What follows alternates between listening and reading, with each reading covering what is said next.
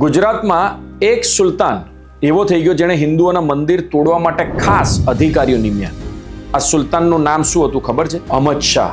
જી હા, અમદાવાદનો અહમદ શાહ. અમદાવાદનું નામ જેના પરથી પડ્યું એ અહમદ શાહ હરાહર હિન્દુ વિરોધી હતો. અહમદ શાહ હિન્દુઓ પાસેથી જજિયા વેરો પણ ઉઘરાવતો હતો. અહમદ શાહે સંખ્યાબંધ હિન્દુ મંદિરો તોડ્યા. હિન્દુ વિરોધી અહમદ શાહની વિકૃતિ એટલી પ્રબળ હતી કે હિન્દુઓના મંદિર તોડવા ખાસ અધિકારીઓ એને બનાવેલા. અહમદ શાહે 1415માં સિદ્ધપુરના રુદ્રમાશનો નાશ કરેલો. રુદ્રમાશ સિદ્ધરાજ જયસિંહે બનાવેલું મહાદેવનું ભવ્ય મંદિર હતું. 1411માં અહમદ ખાન અહમદ શાહ નું નામ ધારણ કરીને ગાદીએ બેઠો. પછી પાટણની રાજધાની ખસેડી આશાવાલ નજીક અમદાવાદમાં વસાવી. અહમદ શાહે હાથમતીને કિનારે પોતાના નામ ઉપરથી અહમદનગર વસાવ્યું. આ શહેર અત્યારે હિંમતનગર તરીકે ઓળખાય છે. અમદાવાદમાં જુમ્મા મસ્જિદ, ભદ્રનો કિલ્લો, 3 દરવાજા વગેરે બંધાવનાર અહમદ શાહ જેવો અસહિષ્ણુ શાસક બીજો કોઈ ગુજરાતમાં પેદા જ નથી થયો. ગુજરાતની આવી જ હિસ્ટોરિકલ રસપ્રદ વાર્તાઓ જાણવા માટે અમારું પેજ ફોલો કરવાનું ભૂલતા નહીં.